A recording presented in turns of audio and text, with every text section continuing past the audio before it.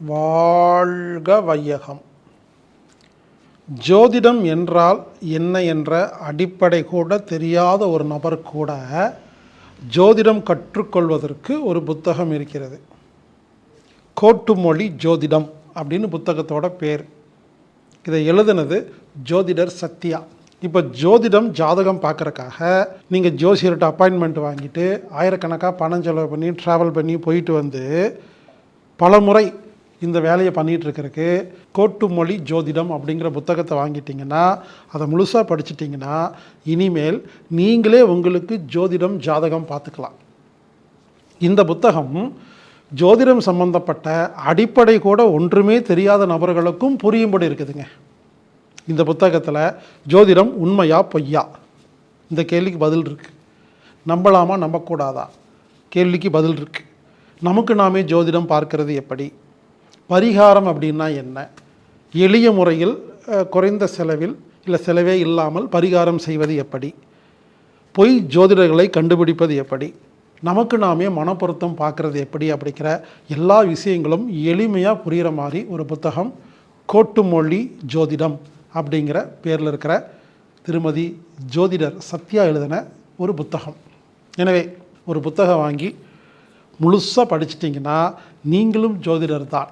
ஆமாங்க, அட்லீஸ்ட் இதை படிச்சுட்டு அதுக்கப்புறம் ஒரு ஜோதிடம் ஜாதகம் பார்க்க போகிறீங்கன்னா அந்த ஜோதிடர் ஒருவேளை உண்மையான ஜோதிடரா இல்லை பொய் சொல்கிறாரா அப்படிங்கிறத நம்ம ஈஸியாக கண்டுபிடிச்சிடலாம். நமக்கு பேசிக் தெரிஞ்சதுன்னு வச்சுக்கலேன், கொஞ்சம் ஈஸியாக இருக்குமா இல்லையா? வணக்கம், வாழ்க வளமுடன். நான் கோட்டுமொழி சத்யா. ஜோதிடம் உண்மையா பொய்யா? இந்த சந்திரமுகி படத்தில் வடிவேலுக்கு பாருங்க, தம்பி பேய் இருக்கா இல்லையா, வருமா வராதா, இப்படி நிறைய ஒரு கேள்வி கேட்டுட்ருப்பாருங்க இல்லையா? அதே மாதிரி தாங்க நமக்கும் நிறைய விஷயங்களில் இருக்கா இல்லையா, உண்மையா பொய்யா, இப்படி நிறைய ஒரு தடுமாற்றங்கள் இருக்குது. அதில் ஜோதிடம் பற்றியும் காலங்காலமாக இந்த கேள்வி தொடர்ந்து வந்துக்கிட்டே தான் இருக்குது. சரி, விடை தான் என்ன அப்படின்னு பார்த்தீங்கன்னா அவரவர்களுடைய அனுபவத்தில் அவங்க உண்மையினும் பொய்யினும் ஒரு புரிதலுக்கு எடுத்துக்கிறாங்க. சரிங்க, இப்போது சிலருக்கு பார்த்திங்கன்னா ஜோதிடத்தில் ஒரு தேவை அப்படிங்கிறது இல்லை. ஜோதிடம் பார்க்கணுங்கிற ஒரு தேவையே இல்லாமல் இவங்க சின்ன வயசுலேருந்து படித்து அப்புறம் வேலைக்கு போயிட்டு ஒரு ஸ்டேஜ் வந்துடுறாங்க. இப்போ அந்த குடும்பத்தில் சில குடும்பங்களில் குடும்பமே யாருமே பார்த்திங்கன்னா ஜோதிடம் பற்றி ஒரு தேடுதல் இல்லாமல் அதனுடைய தேவை இல்லாமல் கூட இருக்கலாம். ஆனால் அந்த பையனுக்கோ இல்லை அந்த பொண்ணுக்கோ வரன் அப்படின்னு பார்க்கணுன்னு வரும்போது இவங்களுக்கு ஜோதிட தேவையில்லை. ஆனால் அந்த வரன் வீட்டில் இப்போ ஒரு பொண்ணு வீட்டில் இருக்காங்கன்னா இந்த பொண்ணுக்கு ஒரு வரன் பார்த்துக்கிட்டே இருக்காங்க. அப்போ பையன் வீட்டில் என்ன சொல்கிறாங்க அப்படின்னா, நாங்கள் பொருத்தம் பார்த்து தாங்க முடிவு பண்ணுவோம் அப்படின்னு சொல்கிறாங்க. அப்போது இவர்களுக்கு ஜோதிட தேவை இல்லை அப்படின்னாலும் திருமணம் அப்படின்னு வரும் பொழுது ஜோதிடம் இங்கே தேவைப்பட ஒன்றா இருக்குது. சரி, அதே மாதிரி சிலர் வீட்டில் பார்த்திங்கன்னா இந்த ஒரு வீடு வாங்குறாங்க, இல்லை ஒரு இடம் வாங்கி வீடு கட்டுறாங்க அப்படின்னு இருக்கும்போது இந்த கிழக்கு வாசல் வைக்கலாமா மேற்கு வாசல் வைக்கலாமா அப்படின்னு எல்லாம் சில விஷயங்கள் வரும். கிரகப்பிரவேசம் என்னைக்கு பண்ணணும், நல்ல நாளாக பார்த்து பண்ணணும் அப்படியெல்லாம் அந்த நாள் முக்கியமான அந்த முகூர்த்த நாள் அப்படின்னு எடுக்க வரும்போதும் அப்போ நமக்கு ஜோதிடத்தினுடைய தேவை அப்படிங்கிற ஒன்று உள்ளே இருக்குது. நமக்கு விருப்பம் இல்லைனாலும் பெரியவர்கள் இது கட்டாயமாக பார்க்குறாங்க. அதே மாதிரி பார்த்திங்கன்னா ஒரு காது குத்தாக இருக்கலாம், இல்லை பார்த்திங்கன்னா வேறு சில முக்கியமான நிகழ்வுகளாக இருக்கலாம், ஒரு வளைகாப்பு நிகழ்ச்சியாக இருக்கலாம், குழந்தைக்கு பார்த்திங்கன்னா குழந்தை பிறந்ததுக்கு பெயர் வைக்கின்ற விழாவாக இருக்கலாம். இப்படி நிறைய விழாக்களுக்கு நாம் விரும்பினாலும் விரும்பலை அப்படின்னாலும் பெரியவர்களினுடைய விருப்பத்தின் பேரில் இந்த ஜோதிடம் அப்படிங்கிற ஒன்று உள்ள வருது. சரி, ஓகேங்க. இப்போ ஒரு உதாரணத்துக்கு திருமணத்தை எடுத்துக்கும். இப்போ இந்த திருமணத்திற்கான இப்படி வரன் பார்க்கும்போது பொருத்த வரல அப்படின்னே சொல்லி போகிறாங்க. ஒரு ஸ்டேஜில் அப்படி இதில் என்ன தான் இருக்குது, சரி நம்மளும் போய் கொடுத்து பார்க்கலாம் அப்படின்னு போகும்போது அங்கே ஒரு பலன்கள் சொல்கிறாங்க. உங்களுடைய ஜாதகத்தில் இந்த விஷயங்களெல்லாம் இருக்குது, இதெல்லாம் இல்லை, இந்த மாதிரி சில மைனஸஸ் எல்லாம் இருக்குது, ஸோ இது சரி செய்கிறதுக்காக நீங்கள் இந்த பரிகாரம் பண்ணுங்கள் அந்த பரிகாரம் பண்ணுங்கள் அப்படின்னு சொல்கிறாங்க. நமக்கு இந்த ஜோதிடம் தெரியாததுனால என்ன செய்கிறோம், இப்படி இருக்கிறனால தான் நமக்கு திருமணம் தள்ளி போகுது போல இருக்குன்னு சொல்லிட்டு நாமும் போய் அந்த பரிகாரத்தை அப்படின்னு பண்ணுறோம். ஆனால் பண்ணினதுக்கப்புறம் அந்த காரியம் ஒருவேளை நடக்கலை அப்படின்னு வச்சுக்கோங்களேன், நமக்கு என்ன ஆகுது?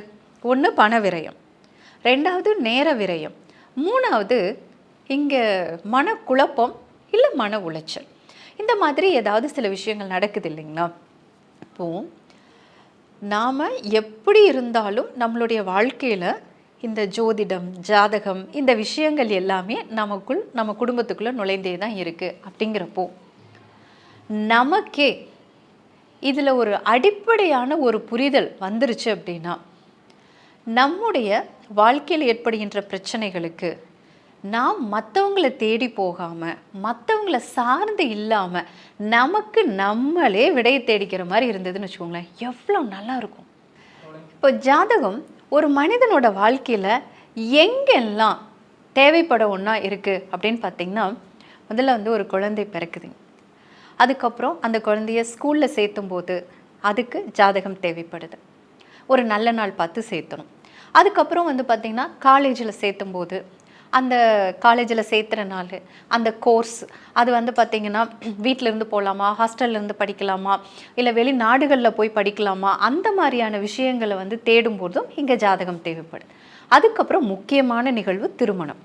காதல் திருமணமா, நிச்சயிக்கப்பட்ட திருமணமா, வரன் உள்ளூரா வெளியூரா, படித்தவங்களா வசதியானவங்களா, இப்படி நிறைய விஷயங்களை பார்க்கும் பொழுதும் அங்கே வந்து ஜாதகம் தேவைப்படுறோன்னு.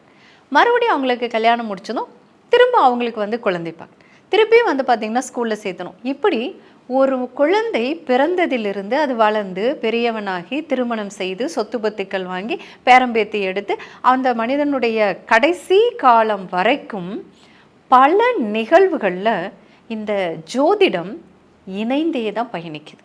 இந்த ஜாதகத்தை பார்க்க வேண்டிய சூழலும் இணைந்தே தான் வந்துட்டுருக்குதுங்க. நீங்கள் நினைக்கலாம், இல்லைங்க எனக்கு வந்து ஜாதகம் வேண்டாம், எனக்கு அதனுடைய தேவை அப்படிங்கிறது இல்லை, ஸோ என்னுடைய லைஃப் வந்து நானாக இயக்கி கொண்டு போயிட்டுருக்கேன் அப்படின்னு இருக்கலாம். கரெக்டு தாங்க. ஆனால் நம்மளை சுற்றி இருக்கக்கூடிய நபர்கள், நம்மளை சார்ந்த நபர்கள் அல்லது சுற்றி இருக்கக்கூடிய சம்பவங்கள் இதனால் வந்து பார்த்திங்கன்னா இந்த ஜோதிடம் உங்களை தொடர்பு கொண்டே தீரும். இதை டச் பண்ண வேண்டிய சூழலும் நமக்கு வந்தே தானே இருக்குது. இதை நம்ம மறுக்க முடியாது இல்லைங்களா? ஒரு திருமணமாகட்டும், நீங்கள் வேண்டான்னு சொல்லுவீங்க, ஆனால் உங்கள் வீட்டு பெரியவங்க பார்ப்பாங்க, இல்லை அப்படின்னா வரன் வீட்டில் பார்ப்பாங்க. ஒரு வீடு வாங்கும்போது நீங்கள் எதுவுமே பார்க்க வேண்டாம்னு நினைப்பீங்க, ஆனால் உங்கள் வீட்டு பெரியவங்க அப்படி இல்லை, இதுக்கு வந்து கிழக்கு வாசலா, இது நல்லா இருக்கா, அது நல்லா இருக்கா, கிரகப்பிரவேச நாள் பார்க்கணும் அப்படின்னு சொல்லுவாங்க. அப்போது நாம் விரும்பினாலும் நாம் விரும்பாவிட்டாலும் நம்முடைய வாழ்க்கையில் ஜோதிடத்தோடு இணைந்த பயணம் அப்படிங்கிறது இருந்தே தீருதுங்க. இதை நம்ம ஒத்துக்க தானே வேணும். ஓகே, இப்போது இந்த ஜோதிடம் நம்மளுடைய வாழ்க்கையில் மறுக்க முடியாமல் பிணைந்திருக்கு அப்படிங்கிறது நமக்கு இப்போ புரிஞ்சிருச்சு இல்லைங்களா? சரிங்க, இப்போது நீங்கள் ஒரு ஜாதகம் பார்க்கலாம் அப்படின்னு நினச்சா அடுத்து நீங்கள் என்ன பண்ணுவீங்க? ஒரு ஜோதிடர்கிட்ட போய் நம்ம ஜாதகத்தை இல்லை நம்மளுடைய பிறந்த விவரங்களை கொடுத்து பார்ப்போம் இல்லைங்களா? இப்போது அவர் சொல்கிறது உண்மையா பொய்யா அப்படிங்கிறது நமக்கு எப்படி தெரியும்? தெரியாது. சரி, இப்போ அவர் ஒரு பரிகாரம் சொல்கிறார், இது பண்ணுங்க அது பண்ணுங்க அப்படின்னு சொல்கிறாருன்னு வச்சுக்கோங்களேன். அந்த பரிகாரம் சரியானது தானா அப்படிங்கிறதாவது நமக்கு தெரியுமா? அதுவும் தெரியாது. சரி, அந்த பரிகாரம் போய் நாம் செய்கிறோமே, அது முழுமையான பலனை கொடுக்குமா, இல்லை அது எப்படி இருக்கும், அதாவது நமக்கு தெரியுமானா தெரியாதுங்க. இப்படி எதுவுமே தெரியாமல் நம்மளும் போய் பார்த்து அவங்க சொல்கிற பலனை எடுத்துக்கிட்டு நம்மளும் போயிட்டு பரிகாரம்லாம் பண்ணுறோம். ஓகே, நடந்துட்டா ஓகே. ஒருவேளை அந்த மாதிரி நடக்காமல் போயிட்டா நமக்கு என்ன மிஞ்சுது? பண விரயம் ஆகுது இல்லைங்களா? நேரமும் விரயமாகுது. இது எல்லாத்த விட முக்கியம், மன நிறைவை கொடுக்கறதுக்கு பதிலாக மன உளைச்சலை கொடுத்துருது. சரி, இப்போ என்ன பண்ணலாம் இதுக்கு? பாருங்கள், இப்போ நானும் ஒரு ஜோதிடர் தாங்க. இப்போ என்கிட்ட வந்து பார்த்திங்கன்னா ஒரு மேடம் வந்தாங்க. அவங்க வரும்போதே அவங்க பையனுடைய 4 ஜாதகத்தை எடுத்துகிட்டு வந்தாங்க. 4 ஜாதகத்தை கொடுத்துட்டு, பாருங்கள் மேடம், நான் வந்து முன்னாடி 4 பக்கம் போன ஜாதகம் பார்க்குறக்கு ஒவ்வொருத்தரும் இந்த ஜாதகம் வந்து எழுதினது தவறு, இந்த ஜாதகம் எழுதினது தவறுன்னு சொல்லிட்டு இப்போ நான் ஒவ்வொரு பக்கம் போட்டு இப்போ 4 வச்சுருக்கேன். இதில் எது என் மகனின் சரியான ஜாதகம், எனக்கு அது முதல்ல கிளியர் பண்ணுங்கன்னு சொன்னாங்க. பார்த்தா 4 நோட் வச்சுருக்காங்க. ஒன்று கையில் எழுதுனது, அப்புறம் 3 கம்ப்யூட்டர் பிரிண்ட், அந்த மாதிரி 4 வச்சுருக்காங்க. அப்போ முதல்ல அவங்களுக்கு அது ஒரு டவுட்டாக இருந்தது. அப்போது பையனுடைய காலேஜ் சேர்த்துற விஷயமா அவங்க வந்திருந்தாங்க. அப்போ சரியான ஜாதகத்தை தேர்வு பண்ணி கொடுத்து, அதுக்கப்புறம் அவங்களுடைய பையனோடையும் பேசி அவருடைய கோர்ஸ் டீட்டெயில் எல்லாம் எடுத்து கொடுத்தது. அதே மேடம் வந்து பார்த்திங்கன்னா அடுத்து முடிச்சதுக்கப்புறம் பையனுடைய உயர்கல்வி இப்போ என்ன பண்ணலாம் அப்படின்னு சொல்லிட்டு மறுபடியும் வந்தாங்க. அப்புறம் பையனுடைய வேலைக்காக வந்தாங்க. அப்புறம் பார்த்திங்கன்னா கல்யாணத்துக்காக வந்தாங்க. அப்புறம் கல்யாணம் முடிஞ்சதும் குழந்தை விஷயமா வந்தாங்க. நீங்கள் பாருங்கள், ஒரே ஒரு மேடம் எத்தனை முறை திரும்ப திரும்ப வர்றாங்க அப்படின்னு. இதுக்கப்புறம் வந்து பார்த்திங்கன்னா அவங்களுக்கு 2ஆவதாக ஒரு பொண்ணு இருக்காங்க. அந்த பொண்ணுக்கும் இதே மாதிரி காலேஜ் விஷயமா ஆரம்பிக்கிறாங்க. அப்போ நான் வந்து யோசிக்கிறேன், ஒரே ஒருத்தங்க திரும்ப திரும்ப திரும்ப ஒவ்வொரு விஷயத்துக்கு வர்றாங்க அப்படின்னு. ஒருவேளை இந்த ஜோதிடம் எப்படி பார்க்கணும் அப்படிங்கிறது, இல்லை தன்னுடைய குழந்தைங்களுக்கு எந்த கோர்ஸ் நல்லாயிருக்கும், இவங்களுக்கு எந்த மாதிரியான வரன் நல்லாயிருக்கும், இந்த மாதிரி அவங்களுக்கே தெரிஞ்சிருந்ததுன்னு வச்சுக்கோங்களேன், ஒவ்வொரு முறையும் என்னை தேடி வர வேண்டியது இருக்காது இல்லைங்களா? நம்ம ஏன் இவங்களுக்கு ஒவ்வொரு தடவையும் நம்ம பலன் பார்க்குறதுக்கு பதிலாக இவங்களுக்கு சொல்லியே கொடுத்துடக்கூடாது அப்படின்னு எனக்கு தோணுனது அந்த இடத்துல தாங்க. இது மாதிரி நிறைய பேர் வந்து நம்மக்கிட்ட ஜாதகம் பார்க்க வர்றாங்க, திரும்ப திரும்ப ஒவ்வொரு நிகழ்வுக்காக வர்றாங்க. அப்போ தான் நான் என்ன பண்ணேன் அப்படின்னா, நான் வந்து நிறைய பக்கம் சுற்றி படிச்சிருக்கேங்க.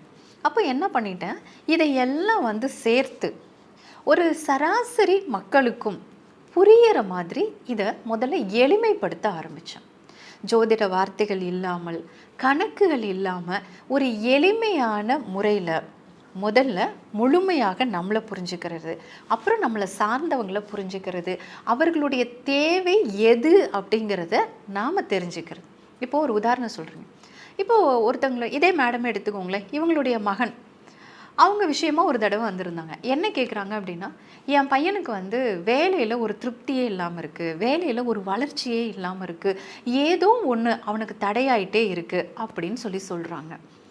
அப்போ நான் வந்து பார்த்திங்கன்னா அவங்க பையனுடைய குண இயல்புகளை அவங்களுக்கு சொல்லி, பாருங்கள் இவர் இந்தந்த இடத்துல சோர்ந்து போகிறாரு, இந்தந்த இடத்துல தடுமாறுறாரு, இந்தந்த இடத்துல அவர் விட்டு கொடுக்குறாரு, இது எல்லாம் தான் அவருடைய வளர்ச்சியினுடைய தடைக்கு காரணம்னு சொல்கிறேன். ஆனால் இந்த முறையை அவங்களே தெரிஞ்சிருந்தாங்கன்னு வச்சுக்கோங்களேன், அவங்களுடைய பையனுக்கு தடையாகும்போது அவங்களே கண்டுபிடிச்சிருக்கலாமா, அவங்களே அதுக்கான தீர்வையும் எடுத்திருக்கலாமா, அப்போது வெளியில் யாரையாவது தேட வேண்டியது இருந்திருக்காது இல்லைங்களா?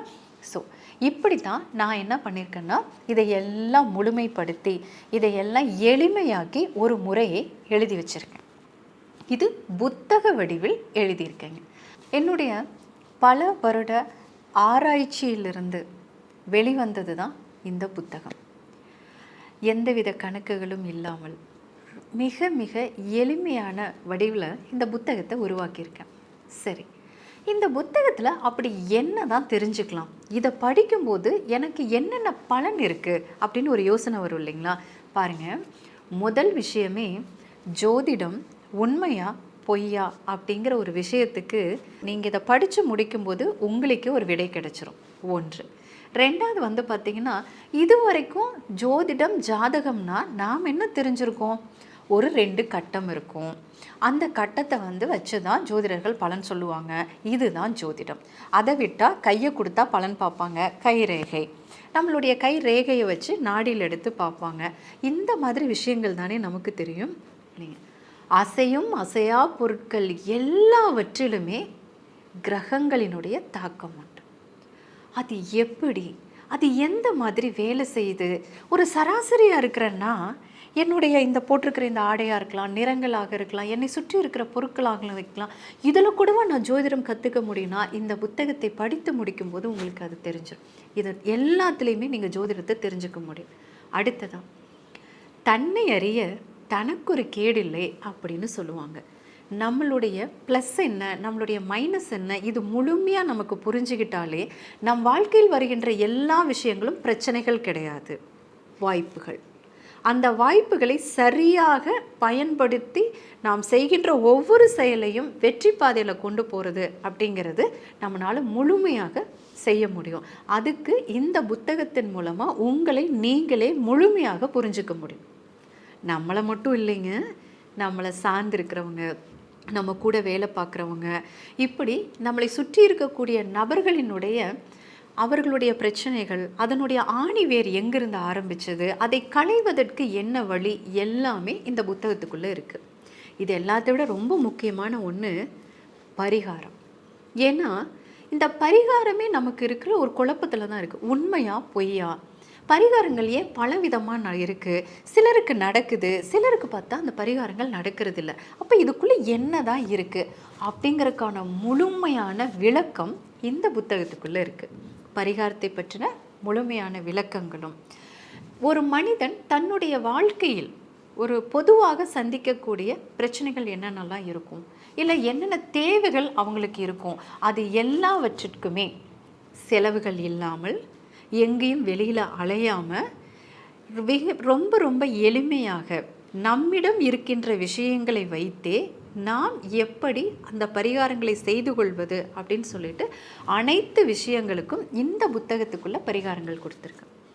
இந்த புத்தகம் உங்களோடு இருக்கும்போது உங்களுடைய வாழ்க்கையை நீங்களே சரியான பாதையில் அமைத்து கொள்ள முடியும். கோட்டுமொழி ஜோதிடம், காலமும் நேரமும் நம்மிடமே. எனவே நண்பர்களே, ஜோதிடம் கற்றுக்கொள்ள விரும்பும் நபர்கள் கோட்டுமொழி ஜோதிடம் அப்படிங்கிற புத்தகத்தை வாங்கி படிங்க. இந்த புத்தகம் அம்மி தற்சார்பு சந்தையில் கிடைக்கும், அம்மி இயற்கை அங்காடியில் கிடைக்கும். www.aammi.com போய் நீங்கள் ஆன்லைனில் பர்ச்சேஸ் செய்யலாம். கோட்டுமொழி ஜோதிடம், ஜோதிடம் சம்பந்தமான அடிப்படையான ஒரு புத்தகம். விலை 375 ரூபாய். எழுதியவர் ஜோதிடர் திருமதி சத்யா அவர்கள். ஜோதிடத்தை ஒரு புத்தகம் மூலியமாக வீட்டில் அமர்ந்து திரும்ப திரும்ப படித்து நீங்கள் கற்றுக்கொள்ள ஒரு அருமையான வாய்ப்பு. ஜோதிடம் கற்றுக்கொள்ளுங்கள். இப்படிக்கு ஹீலர் பாஸ்கர்.